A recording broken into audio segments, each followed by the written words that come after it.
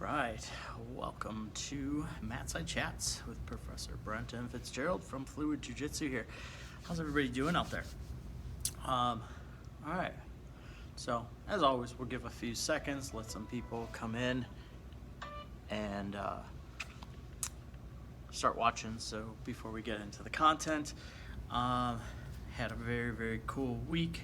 For those of you who watch me consistently, I was in Brazil, and I did last week, Friday, from Brazil, from the Posada of Master Pedro Sauer, which was quite the experience. And it was open to everybody, anybody and everybody can go. If you would like to go next year, he actually runs one in July, which is their winter, our summer, but their winters there are very warm because it's opposite seasons, and they're pretty close to the equator, so they're about 60 degrees in their winters, and they can get pretty hot in their summers. But if you like the heat, it was a great trip, and hopefully I can bring a little crew down there next year, and all the Gracie Humata black belts that were down in Petropolis, which there were a ton of them. We'll stop by again, and we can get to roll with a bunch of different new high-level people down there. So, all right, very cool. So we've been on for a couple minutes now, and I think we're ready to go for the content. So we can mark this down at around 2 minutes. So I didn't know how long I would talk, but about 2 minutes in is when we'll start talking about content. All right. So I get asked quite a bit, like, what is your criteria for promotion, and what gets you a stripe, what gets you a belt in Brazilian Jiu-Jitsu? And we differ a little bit in Brazilian Jiu-Jitsu from the other martial arts because we only have 5 belts. Mark, that was pretty funny yesterday. We only have 5 belts in Brazilian Jiu-Jitsu. We have the first is your white belt, and then our second is the blue belt, and then it gets a little bit darker, goes to purple, and then we have our 4th belt, which is brown, and we have our 5th belt, which is black. So at each one of those belts, all 5 of those belts, you get 4 stripes on your belt. Each one of those stripes kind of it represents progression in that belt. It's not that you get another belt. I don't know of any jiu-jitsu schools that charge for those stripes. There may be some out there that do charge for those stripes. I never was charged for my stripes ever before. I didn't even take tests for any belts except for my black belt. But those stripes are in recognition of a few things, and I don't know how everybody does it, and there's probably a whole bunch of equations that people look for, that black belts look for when they're promoting, but I want to explain where I'm coming from and what I expect to see from a 1-stripe white belt and a 2-stripe white belt, and so on and so forth. So I just forgot what I was saying before, and I got caught in that. Anyways, so you have 5 belts, and you don't pay for your promotions with your stripes. In other martial arts, there are a great deal more of belts, and usually they make you pay for each one of those belts. So when you're testing, you get a test, and you have to prepare for the test, and instead of getting a stripe, you get a belt. So every 6 months, a year or so, a lot of schools, they give a belt, but then they charge you $100 to get the new belt. And those belts that they buy, they're fairly cheap, so they're making a fair amount of profit. It is a pretty big source of revenue, actually, for the martial arts industry and martial arts schools, which, if they want to keep their doors open, they want to have a bigger business and have some employees. I understand the business side and the concept of it, but because I've come from a Brazilian Jiu-Jitsu background, I never paid for my promotions. I never paid for my stripes, so I don't want to introduce that on a complete set here at Fluid. So I don't charge for those things. All right. But your stripes. So when you start, and it doesn't matter where you are, if you are a wrestler or a judo guy, or you have a black belt in karate, or you just got off your couch, or you're 4 years old, doesn't really matter. When you start jiu-jitsu, you are given your white belt. You don't have to earn your white belt. As soon as you step on the mat, I guess stepping on the mat is earning your white belt, but you don't have to do anything but show up, and you are given a white belt. All right, your white belt represents that you are participating in Brazilian Jiu-Jitsu. That white belt, and I should have had, maybe I'll bring you guys over to the belt system so you can take a look at it, but the white belt has a black tab on it on the end, on one end, and it doesn't really matter. People ask me, does it matter which side that black strip is on? And it really doesn't. I know some schools, some professors actually are pretty particular about it. Some belts, you can buy custom belts where you actually have to tie it a certain way so that the names are written or the words are written, and if you turn it the other way, then it's upside down, or they're hidden or something like that. So if you get a custom belt, which I'm not opposed to, if you get a blue belt from me, get a purple belt from me, or brown, whatever, if you want to get a different belt and embroider your name, saying, or whatever, I don't really care. I don't have any problem with that. Just know that if you get some writing on it, that you probably have to tie it a certain way, and it might not be the way that you're used to. There's plenty of ways to tie a belt. I know there's 4 or 5 different ways just here at Fluid that people tie their belts. I actually just started tying my belt about 1.5 years, 2 years ago, completely different, and I love that knot. In the almost 2 years that I've been tying that belt, it's come loose maybe 5 or 6 times while I've been rolling, and that's it. It's such a tight knot that it just doesn't come loose. So I really like the new way that I've started tying in the last couple years. If you want to learn, I can show you when you come here.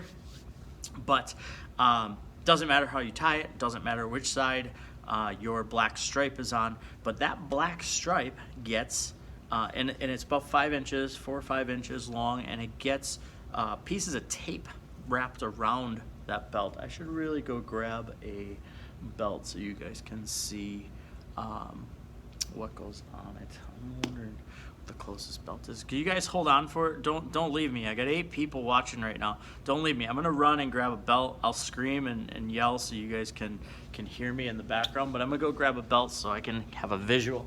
Stay on the line. I got 8 people. I know who you are. I know where you live. I don't actually know where you live, but I could probably find out. You know, the internet's a crazy thing. Find where people live. Okay, so here we go. Excellent. So this is what I'm talking about with my the belt system. Did you guys like, oh, I got some more viewers? I was off camera and I got more people. That's not good for the confidence, ladies and gentlemen. Okay, so we've got a black stripe on our belt here. And what happens is there's little pieces of tape, and it's so stupid because you get so excited about the tape that gets torn off and starts to get put onto these black stripes. And I understand this. We might get to that in a second about how much I understand that, but you get stripes, and it doesn't matter because this is the down way that it would be. So when it's tied around your belt, it would be facing down like so, not necessarily up.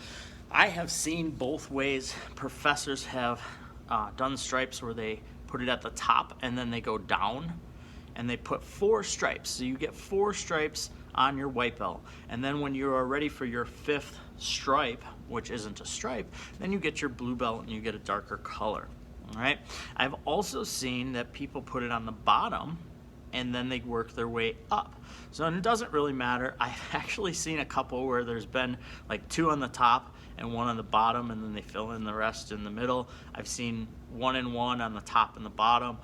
So I don't think that really matters either. I'm not super OCD, but I definitely like a certain way, and I start at the bottom and I work my way up for white belts, and that's just how I do it. So whatever little tab is down here, I start with the bottom down here. All right, and I know I haven't done that for everybody, because what happened is when I got my first stripe, Master Sauer actually put it at the top of my belt. So I started putting some on the top, but then I went back and I said, no, for black belt you get more. We might get to that too, but I usually start at the bottom and work my way up, so there's 4 stripes on there. All right, so that's the belt, that's the white belt. And then these are how the stripes look. I don't know who left their 2-stripe white belt here, but somebody left their 2-stripe white belt. But the tape goes on, and this is a little bit bigger black stripe than this one, so it seems.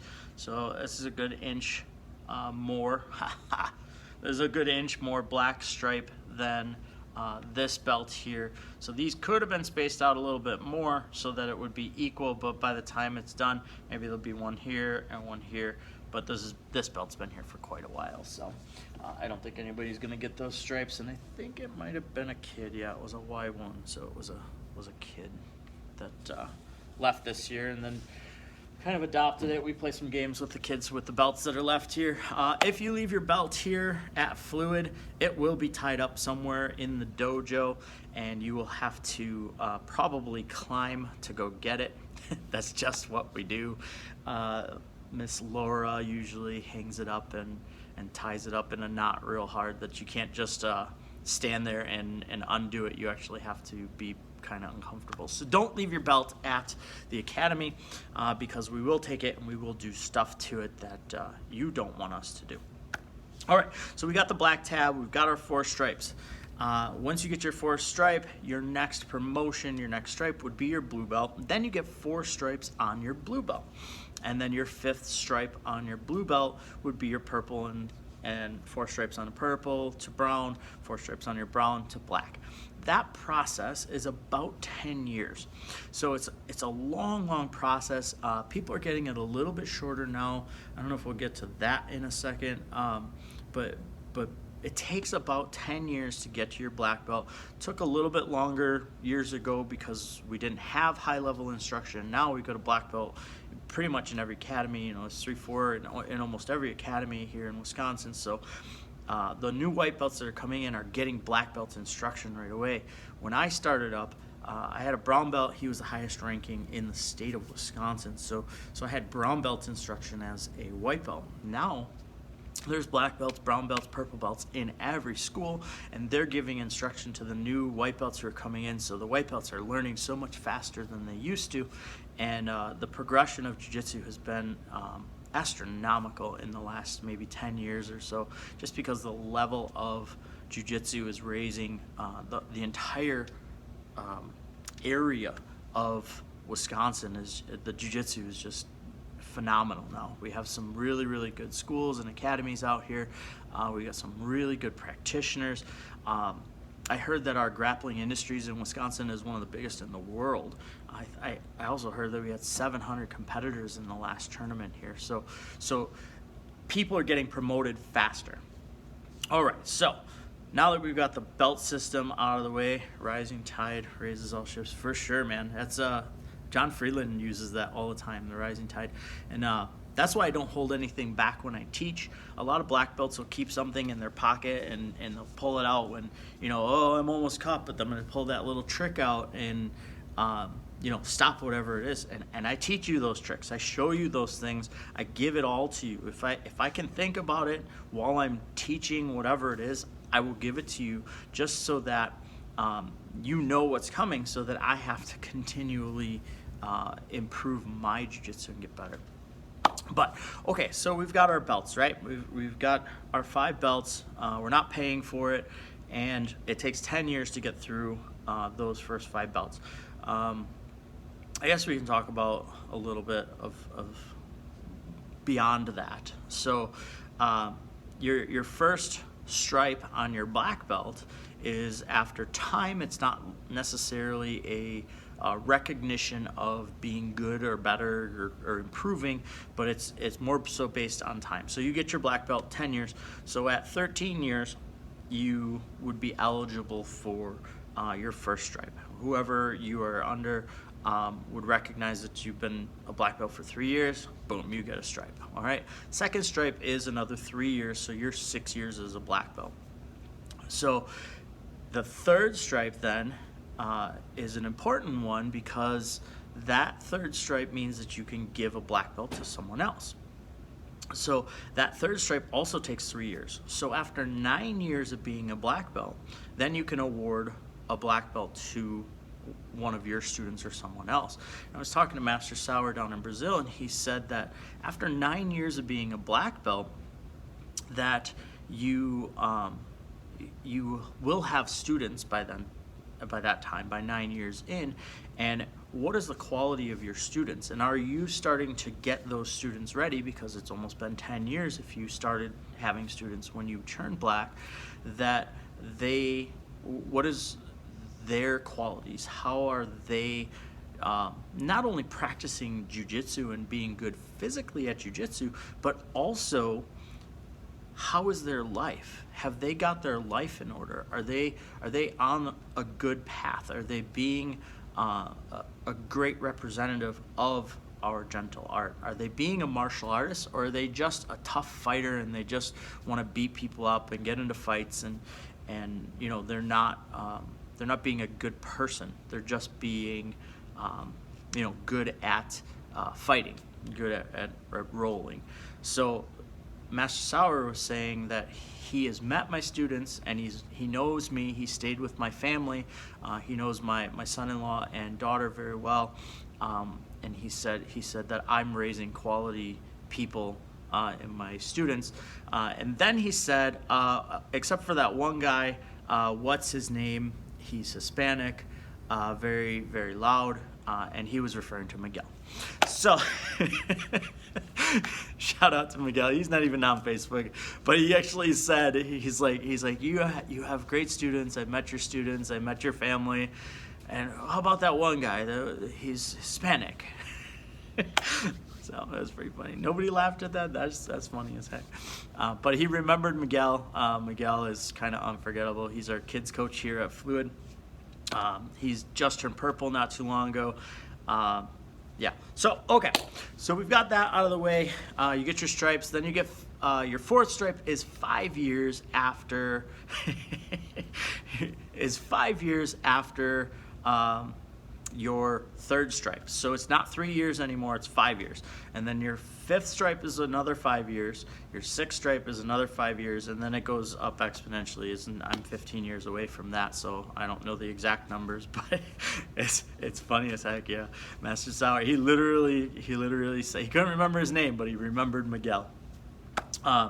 So, okay, back to one stripe, and this is what you guys all want to know, right? Those of you who don't have any stripes on your belt. And what I'm particularly looking for to give a first stripe, I want to see you relax. I want to see you start to understand jiu-jitsu. I want to start to see you not be so aggressive, but be effective. All right? So you can be aggressive and be effective. 100% you can be aggressive and be ineffective.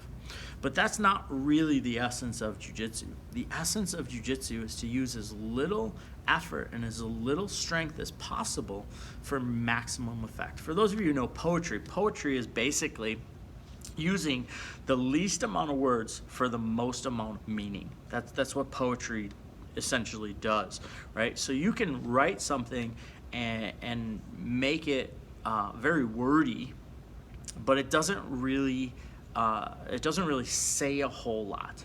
Okay, you can add adjectives and you can add whatever you want to the content of that base, and it doesn't make it better. it gets your point across, but it almost becomes redundant, and it's a lot of wasted time, a lot of wasted space, a lot of wasted everything, right? But if you are trying to do poetry, you want to use the most poignant word, the most influential word that conjures up things in your mind that 5 other words could not conjure that same image. And that's what jiu-jitsu is. Jiu-jitsu is taking the most effective movement that you can possibly do, using the least amount of energy and exertion to accomplish that.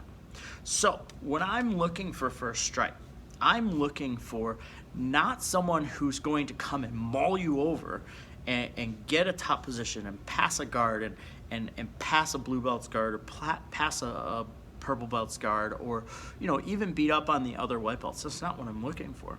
What I'm looking for is, did you pass that guard and use no effort? Did you get that grip and not worry if your hand was taken off and not just like and try to re-grip it? Did you just reach for it and pull it in nice and light, or did you reach for it? And that's what I'm looking for. I want to see that touch almost. Not an aggression touch, but a very simple and a very easy going touch. So once I start to see that, and I start to see you getting into position slowly rather than popping into position and trying to get there fast, that's the kind of stuff that I go, okay, you're learning, you're getting the essence of jiu-jitsu. Here's your first strike. So that first strike, to me, is you're starting to understand that, hey, as much force as I'm using, it's not working.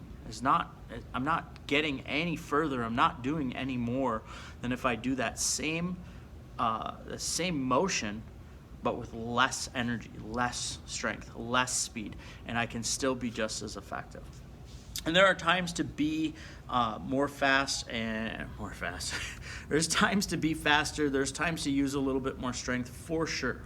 Definitely.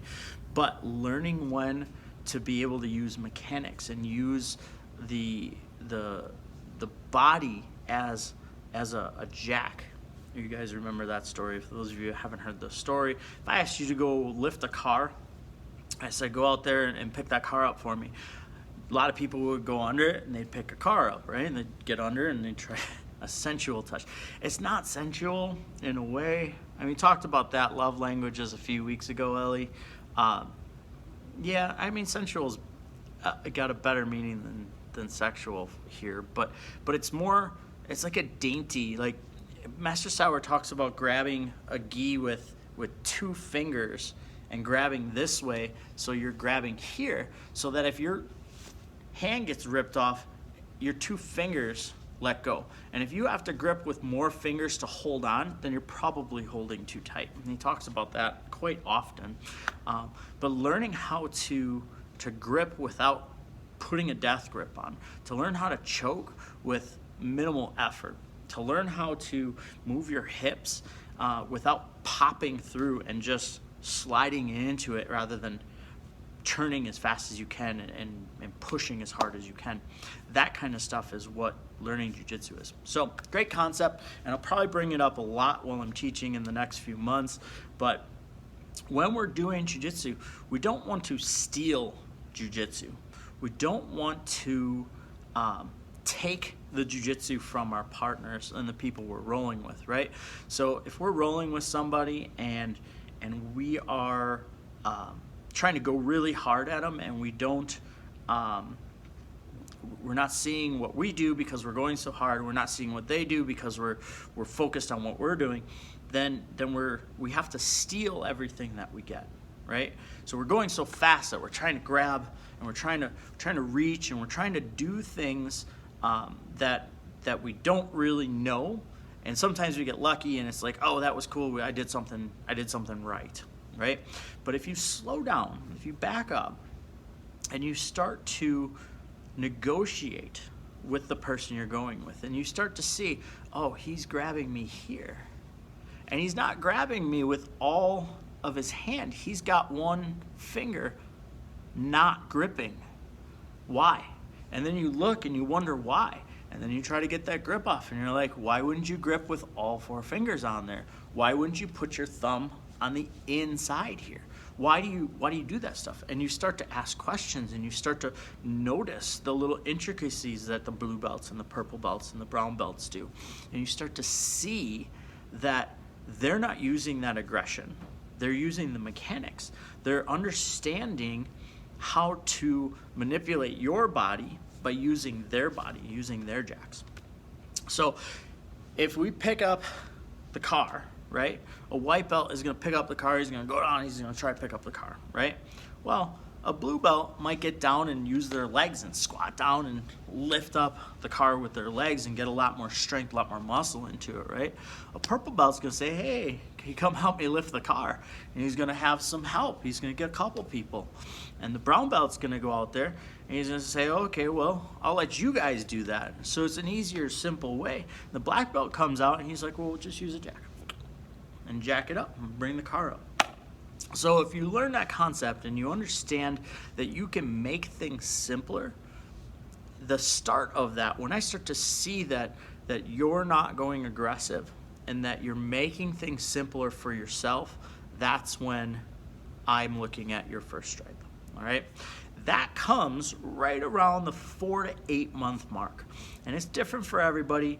But once you start to learn to back off, settle down, relax, not go spazzy, not go crazy, and just play, negotiate with the person you're with. Don't aggressively attack them, because if you aggressively attack them, you're not learning anything. You're so focused on what you're doing, and you don't know enough as a white belt to know what you're doing. But they know what they're doing, so as they're giving you things and showing you how to do things, you should be learning all that they're doing. You should be paying attention to everywhere their hands go, everywhere their head goes, everywhere their shoulders go, everywhere their hips go, and pay attention to them, because they've been around for 2, 3, 4, 5 years, and they've seen it so many times that they're repeating what they've seen. But you as a white belt, been around 3 months, 4 months, 5 months, you have not seen it. Or maybe you've seen it once or twice, but now when you actually study it and you watch it and you go, oh, he's moving his hips that way. Oh, he's putting his foot over here. Oh, he's gripping from this side. Why is he not fully gripping? Hey, I'm getting swept. When you start to realize that, instead of, oh, I'm getting swept and back off and stop it, now you didn't learn anything. You didn't pay attention to how he was sweeping you. You didn't pay attention to anything. You used your strength. You used your athleticism. You used your speed. And those 3 things are your worst enemies in Brazilian Jiu-Jitsu, because they start to stunt your growth because you start to rely on them. But what happens now when you're 15 years in? So I've been doing Jiu-Jitsu now for 19 years. So I'm at the point now where, you know, a 25-year-old wrestler comes in, they're a little bit more athletic than I am. They've got me by years. They might have me by strength. So I have to learn how to use my leverage rather than my athleticism. And if you don't learn that as you're coming up in white, blue, purple, you're gonna have a really hard time when a white or blue belt comes in that's a great wrestler, that you know, you're a black belt and now they're getting you with micro adjustments.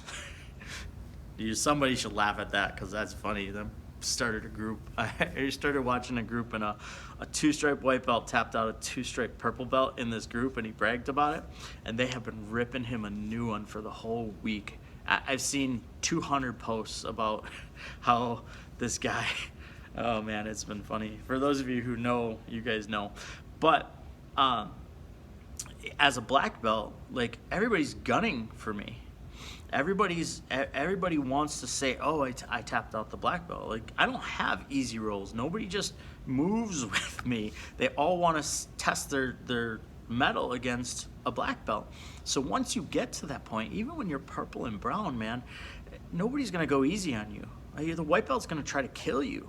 The blue belt's going to try to kill you, purple belts. The purple belt's going to try to kill you, brown belts. The brown belt's going to try to test his mettle against your black belt. Like, it's just the nature and order of things. But if you don't learn and you relied on athleticism, you're 25, cool. Yeah, you're going to be great. you're going to do fantastic. You're 35 now. You're doing pretty good. Yeah, you can hang with those 25-year-olds still. You got your purple, you got your brown belt, maybe even your black at 35, and you're doing pretty good. But now you're 40.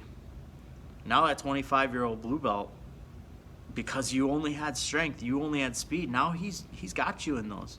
And his technique is decent. He knows what he's doing for the most part.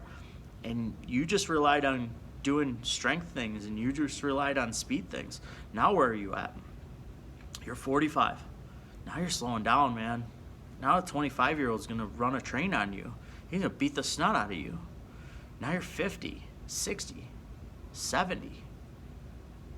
If you don't learn how to not use strength, not use speed, not use your athleticism, then down the road, guarantee you're not going to be doing jiu-jitsu. You're going to hit 40, 45, 50. You will not be doing, you'll be a black belt. You won't be doing jiu-jitsu because the 25-year-old wrestler who came in, who's got 2-3 years of jiu-jitsu, is going to beat the snot out of you. And you're either going to stop rolling and you're not going to be on the mat because you used to only have athleticism. And I'm imploring you right now that you have to learn how to be technical. You have to learn how to use those jacks, not to use your speed, not to use your strength. Once you learn how to use the jacks, then you can start employing your speed and your athleticism. But before that, man, you gotta get it clean. You gotta clean up your jiu-jitsu. So as a white belt, you need to slow down, because once you start slowing down, you start to learn how to do things the proper way. If you're going fast, you're probably going to learn bad habits, and then down the road, you're going to have a hard time fixing it. And I think that's why the blue belt blues come into play so much here in the States, is because we are athletic, and a lot of people who come into jiu-jitsu have backgrounds of some other sport, and they love jiu-jitsu because of how aggressive, how much energy they can put into it, and that's great. And I used to be that way too. I mean, until I was 35, I was balls to the wall all the time. You know, we just tried to kill each other all the time. But there's a better way to train, and it's a cleaner way to train. And I've learned that because for the last 7-8 years, I've had to train a lot slower, but I've become a lot better. And those of you who roll with me, I don't go fast. But man, do I know where to grip and where to put you and how to stay safe while I'm being attacked by you. And that's what you have to learn. It's not, I don't have to come out of the gate and jump on top of you and try to choke the life out of you. That's not my game. And as you get older, you'll understand that can't be your game, because the 25-year-old's going to outmuscle you, and they're going to outspeed you. So for those of you who are 25, you guys are like, oh, I'll never get old and whatever. But 10 years from now, if you want to be doing jiu-jitsu, you need to learn how to slow down, how to not use that strength right now, so that later on down the road, you're not having to rely on using that strength. All right, cool. So that's first stripe. That whole thing was first stripe on your white belt, right? So second stripe on your white belt. For me, this is what I'm looking for. I'm looking for, now you started to slow down, you started to do good technique, you started to negotiate jiu-jitsu rather than steal the jiu-jitsu, right? So now, are you starting to link things together and starting to do combination moves? So it's not just, oh, I'm going to go here, I'm going to do this move. But it's, I'm going to go here and then I can go off to the side and do this. I'm going to go here and then I have this over here. So once you start playing with chains and a lot of your movements start to become multiple movements rather than solitary movements, that's when second stripe is, in my eyes, what I'm looking for you chaining. If you're in your guard and you have a guard and you try to hit a sweep, but you go for a submission. If you are in your guard and you try to hit an arm bar, but you miss the arm bar and you go to a triangle. If you try to go for a triangle, but the triangle doesn't work and you end up back in a different guard. Like those things are the things I'm looking for, that I want to see consistently, not just, oh, I know how to do this mount and then I know how to get into this knee on belly and then I know how to go from this knee on belly into this mount. Like I don't want to see just single things. What I want to see is I want to see most of what you're doing be two things. I want to see things in sequence, and that's when I'm looking at second stripe for you. All right, so third stripe, now I'm starting to see that everything you're doing is pretty much multiples of 2 or 3. You're starting to learn chains of things where it's a sequence, maybe 3 or 4 things in a row. You're doing that on a semi-consistent basis. You're starting to take the newer white belts that come in, and you're able to show them how to do things that are basics and beginners, and being able to teach them, say, oh no, don't do it like that, don't grip like that, this will be bad. Once you start teaching the new people underneath you, then that's when I'm looking at third stripe. And so you're at a different level where you're doing multiple things. You've slowed down. Well, let's go back. You've slowed down. You're now chaining things together, and now you're starting to teach people how to slow down, how to chain a couple things together. And that's your third stripe. All right. Fourth stripe. Now everything you're doing pretty much is multiples of 2 or 3. You're starting to specialize in something. You're starting to get really good at 1 or 2 positions. You know the positions. You have a very good knowledge of all of the basics. We run a beginner curriculum here on Thursdays and Saturdays, which is on an 11-week course. And in that curriculum, you should know that back and forth. By the time you hit the 4th stripe on your belt, on your white belt, you should know that curriculum and be able to almost teach that curriculum. If I say, hey, it's mount day, you should know how to teach, how to choke from the mount, how to armbar from the mount, how to escape from the mount, a few different ways, and know what the curriculum is, because it's taken you almost 2 years to get to that 4th stripe, and in 2 years you've done, there's been 8 times that class on mount has happened, and you should have been at probably 3 or 4 of them at least, if not 5 or 6. All right, so you're learning that curriculum, you're understanding that curriculum, and then when you're ready for blue belt, then you get tested on that curriculum. All right, and this is a new thing that I just started. I really like the way that it's going, because it lets me know that you know the basics, and it's about a 20 to 25 minute test. I don't think anybody's ever going to fail it, because if you get to that point where I ask you if you're ready to get Shark Tanked for your blue belt, I anticipate that you have already been through all of this stuff. You know all the things I want you to know from mount, all the things I want you to know from knee on belly, all the things I want you to know from back. Everything is kind of in line, and you just have to demonstrate it so that I know that you know it, so that when I say, hey, show that person how to do this, that it's not, what do you mean, what is that? And you may even know how to do it, but I also expect you to know what the verbiage is of it by the time you're at blue belt, so that if I say, hey, go teach that person a surfboard armbar, or go show that person how to do a triangle from guard, I expect that as my blue belt, you won't have any question of, well, which one? This is the one we do here. There are variations, but show them this one. All right, so that's blue belt. When you are at blue belt does not mean that you are invincible. Let's talk about that for a second. So it used to mean that you were invincible. It used to mean that you could beat the living tar out of pretty much everybody around that didn't do any jiu-jitsu. But now we've got fighters that are doing MMA that have some experience. We got wrestlers around, and earning your blue belt, you should be able to defend yourself from pretty much anything. Even other jiu-jitsu people at blue belt, you should be learning how to defend yourself. But it doesn't mean that you can go get into a fight and that you will walk away unscathed. Let's be very, very clear about that. All right? Somebody pulls a knife or has a friend with them, you're going to get hurt pretty badly. Even though you can cause some damage, you're probably going to take a bunch of damage also. All right. So once you get your blue belt, then the progression is a little bit different from there, because now you've learned the basics. You understand the concepts of jiu-jitsu. You've learned how to negotiate, and you're starting to learn more advanced concepts of the positions you already know. So this is a really cool concept that I'm gonna talk about right now, that if you haven't heard it, this will mark this at 40 minutes, and we've got a couple minutes.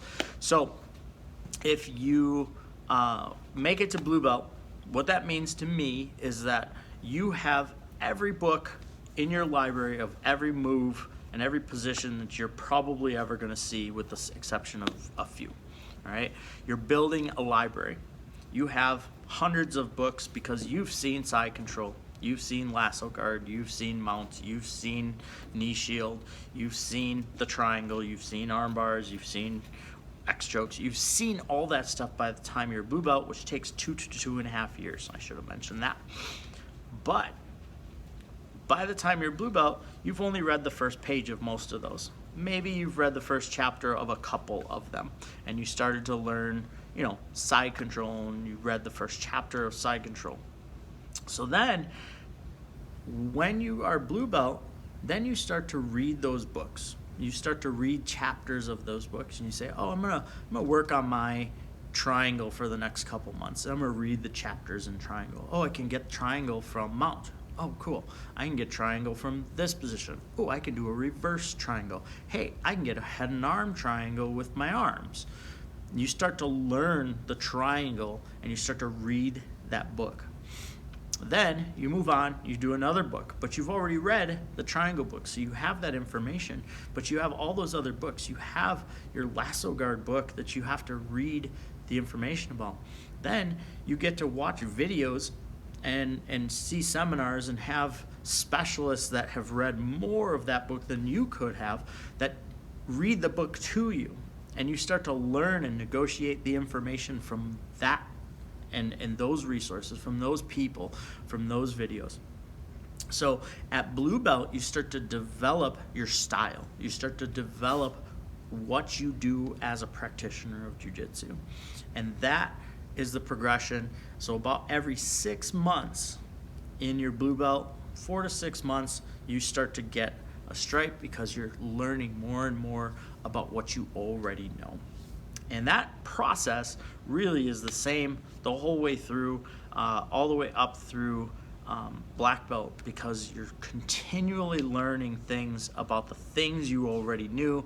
And sometimes you go, well, I wish I would have known that 15 years ago.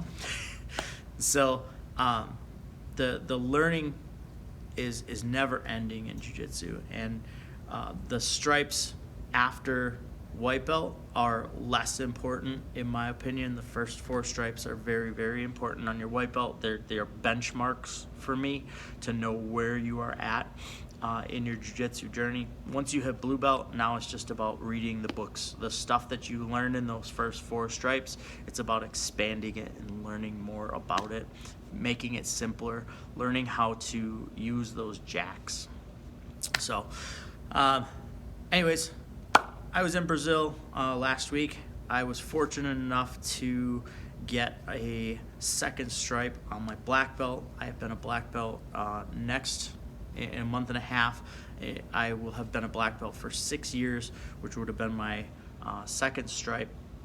And Master Sauer gave me my second stripe down in Brazil, which was a very, very cool experience to get one of my promotions in the mother country of where the art began. And it was a very great honor for me. I made some new friends, and they were there to witness it, and it was on video. Master Sauer gave me some pretty awesome compliments from watching me roll with the Brazilian black belts down there that were 3, 4, and 5 stripes, and it's been a really cool experience. Jiu-jitsu is fantastic and amazing. If you're not training, man, get back to training. If you are training, you guys know, keep plugging away.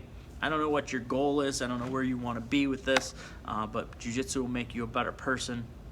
Not only is it good physical exercise and great community, but it's something that can keep you safe and keep you warm at night. It doesn't actually do that, but no, Mick, no. Very cool. Well, I appreciate you guys watching. Hopefully that helps a little bit with how I promote those first 4 stripes on your white belt. I'm definitely looking for distinct things. After that, it's just more about learning and evolving and getting to a place.